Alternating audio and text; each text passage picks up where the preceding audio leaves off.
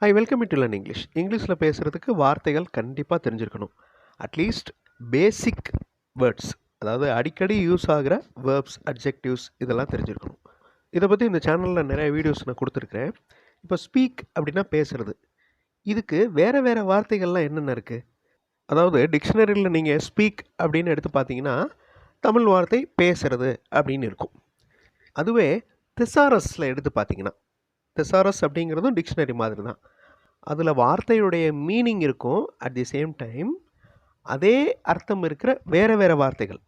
இப்போ ஸ்பீக்னா பேசுகிறது, டெல் அப்படின்னா சொல்கிறது, டாக் அப்படின்னா பேசுகிறது, சாட் அப்படின்னாலும் பேசுகிறது. ஸோ இந்த மாதிரி வார்த்தைகள், ஓகே, வோக்கலைஸ், ப்ரொனவுன்ஸ், எக்ஸ்ப்ரெஸ், லெக்சர், இந்த மாதிரி நிறைய வார்த்தைகள் அதில் இருக்கும். அப்போ இத்தனை வார்த்தைகள் ஸ்பீக் அப்படிங்கிற வார்த்தைக்கு ரிலேட்டடாக இருக்குது அப்படின்னு நம்ம தெரிஞ்சுக்கலாம். இதில் நம்ம அடிக்கடி யூஸ் ஆகிற வார்த்தைகள்லாம் என்னென்ன, நான் ரெட் கலரில் மார்க் பண்ணியிருக்கிறதா நம்ம அடிக்கடி யூஸ் பண்ணுவோம். ஸோ இந்த மாதிரி டிக்ஷனரி அண்டு தெசாரஸ் அதை பார்த்து வார்த்தைகள் தெரிஞ்சுக்கணும். இப்போ உங்கள்கிட்ட ஒரு பேப்பர் கொடுத்து உங்களுக்கு தெரிஞ்ச இங்கிலீஷ் வார்த்தைகள்லாம் எழுதுங்க அப்படின்னு சொன்னால் கண்டிப்பாக உங்களால் 50லேருந்து 60 வேர்ட்ஸ் எழுத முடியும். அதாவது காலையில் எந்திரிக்கிறதுலேருந்து நைட் திரும்ப படுக்க போகிற வரைக்கும் என்னென்ன செய்கிறோம் அதை எல்லாத்தையும் எழுதுங்க அப்படின்னா, இப்போ காலையில் எந்திரிக்கிறதுக்கு வேக், ப்ரஷ் பண்ணுறது ப்ரஷ், வாஷ், ட்ரிங்க், எக்ஸசைஸ் பண்ணுறது, அப்புறம் பேத் குளிக்கிறது, வியர் அப்படின்னா ட்ரெஸ் போட்டுக்கிறது, ஈட்னா சாப்பிட்றது. இந்த மாதிரி நீங்கள் அந்த இருக்கிற வார்த்தைகள்லாம் பாருங்களேன், எல்லாமே நம்மளுக்கு தெரிஞ்ச வார்த்தைகள் தான்.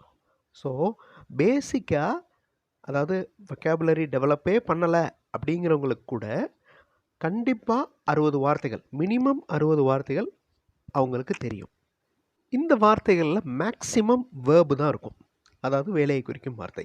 அந்த வேர்போடைய past form, past participle form நல்லா தெரிஞ்சு வச்சுக்கணும்.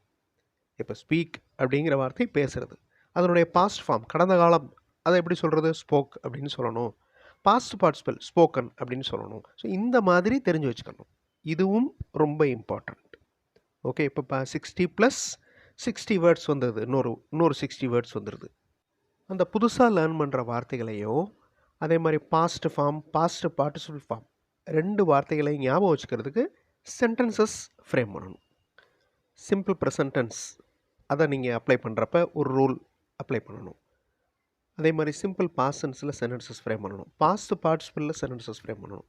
இப்போ சிம்பிள் ப்ரெசன்ட் டென்ஸ் ரூல் என்னது, இந்த சேனலில் நிறைய வீடியோஸில் நான் சொல்லியிருக்கிறேன். அதாவது சிங்குலர் சப்ஜெக்ட் வந்துச்சுன்னா வேர்போட எஸ் ஆட் பண்ணணும்.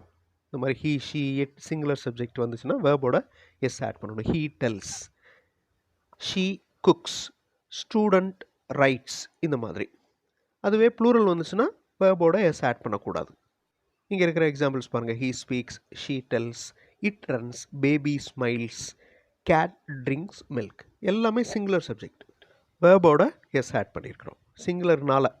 இப்போ பன்மை வந்துச்சுன்னா வி, யூ, தே, இந்த மாதிரி பன்மை வந்துச்சுன்னா வேர்போட எஸ் ஆட் பண்ணக்கூடாது. ஸோ உங்களுக்கு தெரிஞ்ச எல்லா வார்த்தைகளையும் எழுதி வச்சுக்கோங்க. அதனுடைய பாஸ்ட் ஃபார்ம், அது வேர்பாக இருந்துச்சுன்னா பாஸ்ட் ஃபார்ம், பாஸ்ட் பார்ட்டிசிபிள் எல்லாத்தையும் ஒரு சென்டென்ஸாக நீங்கள் ஃப்ரேம் பண்ணணும். அப்படி சென்டென்ஸாக ஃப்ரேம் பண்ணுறப்ப simple present tense, simple past tense, simple future tense apply பண்ணணும். அப்படி அப்ளை பண்ணுறப்ப ரூல்ஸை அப்ளை பண்ணணும். ஸோ நிறையா கிராமர் மிஸ்டேக் வரும். அந்த கிராமர் மிஸ்டேக்கை இங்கிலீஷ் நல்லா தெரிஞ்சவங்ககிட்ட கொடுத்து அதை கரெக்ஷன் பண்ணிக்கணும். அதை எப்போவுமே ஞாபகம் வச்சுக்கணும், அந்த ரூல்ஸை எப்போவுமே ஞாபகம் வச்சுக்கணும். இப்போ தே கான் டு டெம்பிள் அப்படின்னு 3வது வாக்கியம் இருக்குது பாருங்களேன். அந்த சென்டென்ஸ் ராங். ஏன் அப்படின்னா அந்த கான் அப்படிங்கிறது பாஸ்ட் பார்ட்டிசிபிள். அப்போ அதுக்கு முன்னாடி ஏதாவது மாடல் வேர்ப் கண்டிப்பாக இருக்கணும், இல்லை ஹெல்பிங் வேர்ப் கண்டிப்பாக இருக்கணும். இப்போ அடுத்த சென்டென்ஸ் பாருங்கள், they have Khan to temple.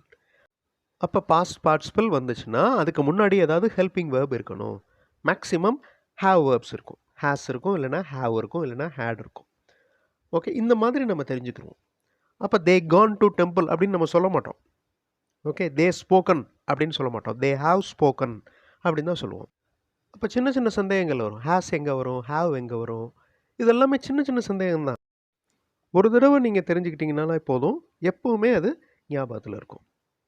Okay, so ஒரு வேர்பை வச்சு simple present tense, simple past tense, simple future tense, அதே மாதிரி ப்ரெசன்ட் பர்ஃபெக்ட் டென்ஸ், அதாவது பாஸ்ட் பார்ட்டிசிபிள் யூஸ் பண்ணி சென்டென்சஸ் ஃப்ரேம் பண்ணி நீங்கள் ப்ராக்டிஸ் பண்ணணும். ஸோ வார்த்தைகள் உங்களுக்கு தெரிஞ்ச வார்த்தைகளை வச்சு. அதுக்கப்புறம் வேர்புக்கு அப்புறம் அட்ஜெக்டிவ்ஸ். டெய்லி 10 அட்ஜெக்டிவ்ஸ், அதுவும் முக்கியமாக யூஸ் ஆகிற அட்ஜெக்டிவ்ஸ். அதுலேயுமே உங்களுக்கு நிறைய வார்த்தைகள் தெரிஞ்சிருக்கும் ஆல்ரெடி. ஸோ அதில் சென்டென்சஸ் ஃப்ரேம் பண்ணணும். இப்போ அட்ஜெக்டிவ்ஸ் பாருங்களேன், பியூட்டிஃபுல், ஸ்ட்ராங், இதெல்லாமே அட்ஜெக்டிவ். அதாவது ஒரு நவுனை எக்ஸ்பிளைன் பண்ணுற வார்த்தை அட்ஜெக்டிவ். இப்போ ஃப்ளார் அப்படின்னு இருக்கு, பூ, பியூட்டிஃபுல் ஃப்ளார். அப்போ அந்த பூவை எக்ஸ்பிளைன் பண்ணுது அந்த வார்த்தை. ஓகே, அப்போ அந்த adjectives are also very important to know. நீங்கள் எல்லா டிக்ஷனரிலையும் எல்லா திசாரஸ்லையும் பார்த்தீங்கன்னா அப்பெண்டிக்ஸில், அதாவது முன்னாடி கொடுத்துருப்பாங்க, இல்லைன்னா கடைசியில் கொடுத்துருப்பாங்க, லிஸ்ட் ஆஃப் இர்ரெகுலர் வேர்ப்ஸ் அப்படின்னு கொடுத்துருப்பாங்க. ஓகே, அப்போ அதாவது ஸ்பீக், ஸ்பீக்கோட பாஸ்ட் ஸ்போக், ஸ்போக்கன். ஸோ இந்த மாதிரி லிஸ்ட் இருக்கும். கண்டிப்பாக ஒரு 100லேருந்து ஒரு 200 வார்த்தைகள் வரையும் கொடுத்துருப்பாங்க. அதே மாதிரி அட்ஜெக்டிவ்ஸும் கொடுத்துருப்பாங்க. இப்போ இந்த பியூட்டிஃபுல் அப்படின்னு இருக்குது பாருங்களேன், இதனுடைய அடுத்த ஃபார்ம், அதாவது positive degree, comparative degree, superlative டிகிரின்னு இருக்குது அட்ஜெக்டிவை பொறுத்தவரை. எப்படி வேர்புக்கு வந்து present tense, past tense, future tense இருக்குல்ல, அதே மாதிரி அட்ஜெக்டிவ்க்கு positive degree, comparative degree, superlative டிகிரின்னு இருக்குது. இப்போ சீப் அப்படின்னு எடுத்துக்கிட்டோன்னா அது ஒரு அட்ஜெக்டிவ். அதனுடைய comparative degree cheaper, superlative degree cheapest. இதையும் தெரிஞ்சுக்கணும். ஸ்ட்ராங் அப்படின்னா ஸ்ட்ராங்கர், ஸ்ட்ராங்கஸ்ட். ஓகே, இப்போ இதுலேயே இர்ரெகுலர் அட்ஜெக்டிவ்னு இருக்குது. இப்போ குட் அப்படிங்கிற வார்த்தையை எடுத்துக்கிட்டோன்னு வச்சுக்கோங்க, குட், பெட்டர், பெஸ்ட். இதை நீங்கள் கண்டிப்பாக தெரிஞ்சிருக்கணும். இந்த சீப், சீப்பர், சீப்பஸ்ட்லாம் ரெகுலர் அட்ஜெக்டிவ்ஸ். இர்ரெகுலர் அட்ஜெக்டிவில் ஸ்பெல்லிங்கே மாறும். Good, better, best, bad, worse, worst, இந்த மாதிரி மாறும். இந்த மாதிரி பியூட்டிஃபுல் அப்படிங்கிற வார்த்தையெல்லாம் மோர் பியூட்டிஃபுல், மோஸ்ட் பியூட்டிஃபுல் வரும். அதாவது அந்த வவல் சவுண்ட்ஸ் நிறையா இருந்துச்சுன்னா மோர், மோஸ்ட்டுங்கிற வார்த்தையை சேர்ப்போம். இந்த மாதிரியும் நீங்கள் அட்ஜெக்டிவ்ஸை நிறையா தெரிஞ்சு வச்சுக்கணும். ஓகே, அதுக்கு அடுத்து டென்சஸ். இந்த சேனல்லே நான் நிறைய வீடியோஸில் கொடுத்துருக்கேன். அதாவது முக்கியமாக யூஸ் ஆகிற டென்சஸ். மொத்தம் 12 டென்சஸ் இருக்குது. அமங் தீஸ் 12 டென்சஸ் 8 டென்சஸை மட்டும்தான் இங்கிலீஷில் பேசுகிறப்ப அடிக்கடி யூஸ் பண்ணுவோம். அதில் வந்து past tense, okay, simple future tense, present perfect tense, இதெல்லாம் அடங்கும். அதை தெரிஞ்சுக்கணும். அதை தெரிஞ்சுட்டு அதில் சென்டென்சஸ் நீங்கள் ஃப்ரேம் பண்ணி ப்ராக்டிஸ் பண்ணணும். ஓகே, ப்ரெசன்ட் கண்டினியூஸ் எப்படி இருக்கும், பாஸ்ட் கண்டினியூஸ், இதனுடைய ஸ்ட்ரக்சரை நீங்கள் கண்டிப்பாக ஞாபகம் வச்சுக்கணும். இதெல்லாம் ரொம்ப ஈஸி. நீங்கள் ப்ராக்டிஸ் பண்ண கண்டிப்பாக உங்களால் முடியும். ஸோ ட்ரை பண்ணி பாருங்கள். சென்டென்சஸ் ஃப்ரேம் பண்ணுங்கள். அதை சத்தமாக நீங்கள் ரீட் பண்ணி இல்லைன்னா சொல்லி பார்க்கணும். That is very important. இந்த மாதிரி ப்ராக்டிஸ் பண்ணால் கண்டிப்பாக உங்களால் இங்கிலீஷில் பேச முடியும். அடுத்த வீடியோவில் இன்னொரு இன்ட்ரெஸ்டிங்கான டாப்பிக்கோட பார்க்கலாம். தேங்க்ஸ் ஃபார் வாட்சிங் and thanks for your valuable comments.